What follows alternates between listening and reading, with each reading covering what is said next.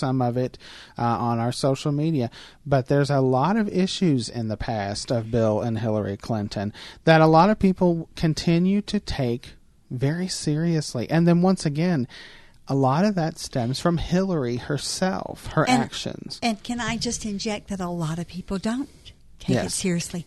A lot of people don't know. A lot of people seriously do not know. But Joyce. A lot of people do and don't care. Well, there are people who don't care. A big segment of those people who just, it doesn't matter. That's who they're going to vote for, and it just doesn't matter. But there are a lot of people who we speak to here on the radio, the people I get emails from. I'm telling you, there's a lot of people who do not know the past of the Clintons. It's not covered as much. Although, to be honest, the mainstream media has covered the scandals of the Clintons very strongly on both sides.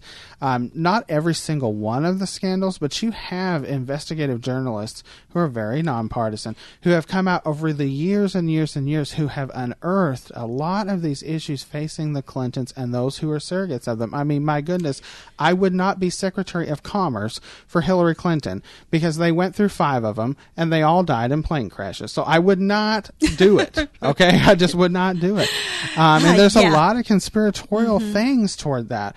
And I'm not going to come out and say I'm hugely in these conspiracy theories. However, you do not cross the Clintons. That was one of the things that they talked about. Barack Obama was a lot of people thought he was nuts to run against Hillary Clinton because they said, my goodness, nobody challenges Hillary. He came out. He ran his campaign. He did attack Hillary Clinton, not as strong as some people would have. He was a fresh voice. But he was a fresh voice. He was a fresh voice. As is Donald Trump, kind of, sort of. Kind of, sort of. And, but it's going to be interesting. It's going to be on Nail Biter is what it is. 571-2428, 571 Chat Election Selection 2016, just for you, the WFIA listeners. WFIA, The Spirit. Hi, this is Chip Ingram. Hi, I'm Chuck Swindoll. This is Steve Arterburn. Congratulations, Louisville. For 50 years, you've been blessed with a radio station in your community that has helped spread the good news of the gospel and help bring new followers to Jesus Christ. We're so proud to be a part of such a historic milestone. From all of us, a very sincere happy anniversary. Thanks for listening to Louisville's Christian Talk and Teaching Station. Now 50 years on the air. We're WFIA, The Spirit. The spring clearance event is in full swing at Craig and Landreth Chrysler Dodge Jeep Ram.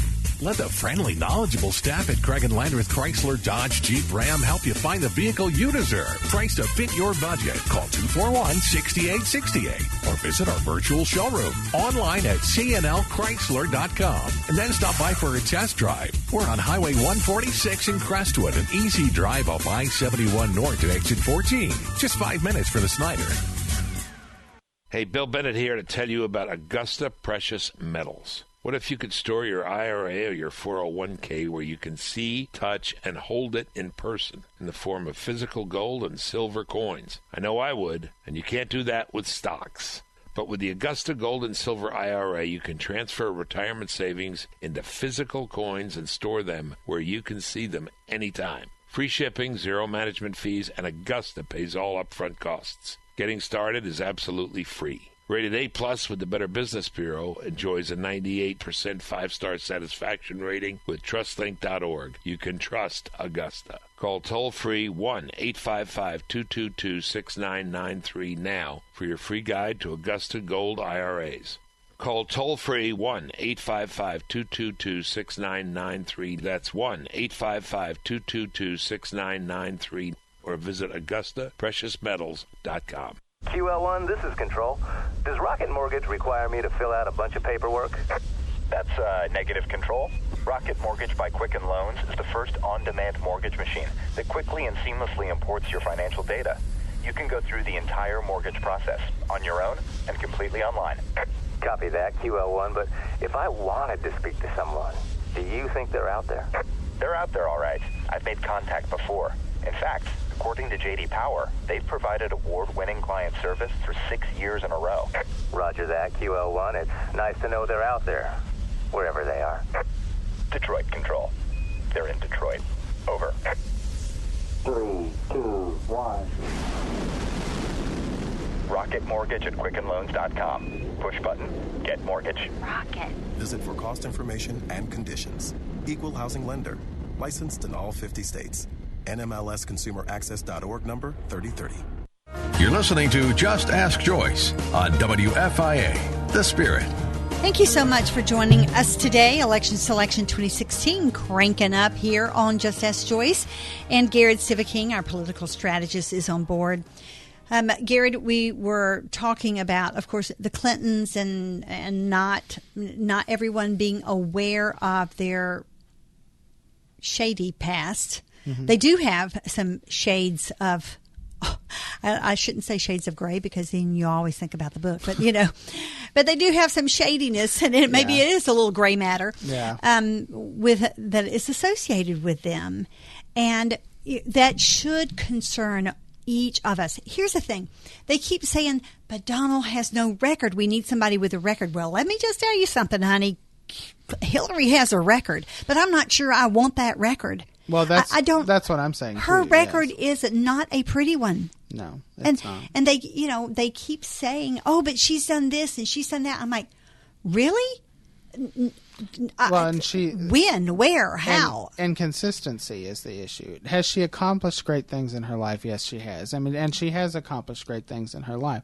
The issue is that Hillary Clinton has never been consistent, and she is a politician through and through, in the sense that when she ran in 2008 against Barack Obama, she had a platform that was very different than the platform that she ran on here in 2016. Whomever is the opponent is when she will have that platform. Yeah. That's the issue. And by the way, I predict, I don't know how much, but just as Bill Clinton did when he had to fight Jerry Brown, who ironically endorsed his wife after all the things that he had to say about her in 1992. After he defeated Jerry Brown in the primary, he moved to the center. And that's how he was able to win in 1992. Mm-hmm.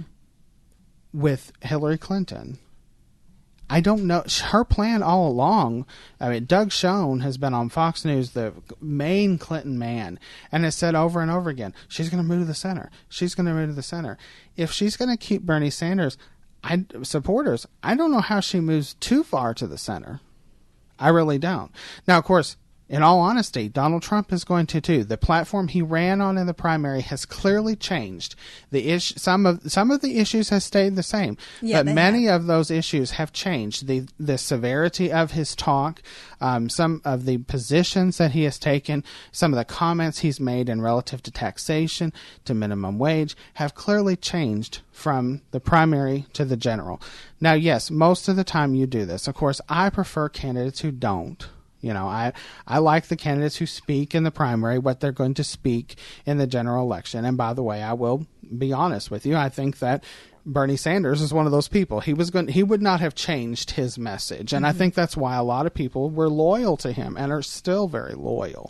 Well, I think a lot of people were very loyal to him because they liked the socialist idea. Well, I think a lot of people were very loyal to him because of where he stood on the position and because he had a record that they could go back and look at and see that he hadn't varied too awful much from it. No, everything was going to be free. The people that I spoke to, the people I spoke to here on this radio show, the people I got emails from, that is something they say. I may not agree with anything he says, but at least I know what he's going to do. He didn't. There was day one. There was no gray area for him. That's the problem that you have here. He scared me to death. Nobody can say in honesty that they know what Donald Trump was going to do on day one, or they know what Hillary Clinton's going to do on day one, because we really don't know. We really don't. Mm-hmm. We know we have Hillary's track record that we can look at. It's very troubling. Scary. It's very troubling. We have some of the flip-flopping on Donald Trump's side, which can be very troubling to a lot of people. I understand the concerns from both sides who say, I don't know who I'm going to vote for. I won't know who I'm going to vote for until I walk into that booth on Election Day.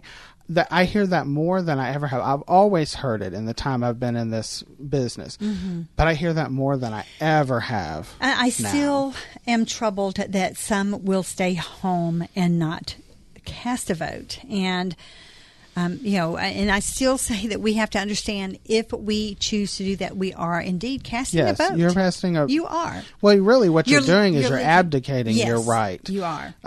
To say that you weren't represented. And once again, this is not the only race on the ballot. You have races down the line. We have very contentious Senate races in Kentucky and Indiana.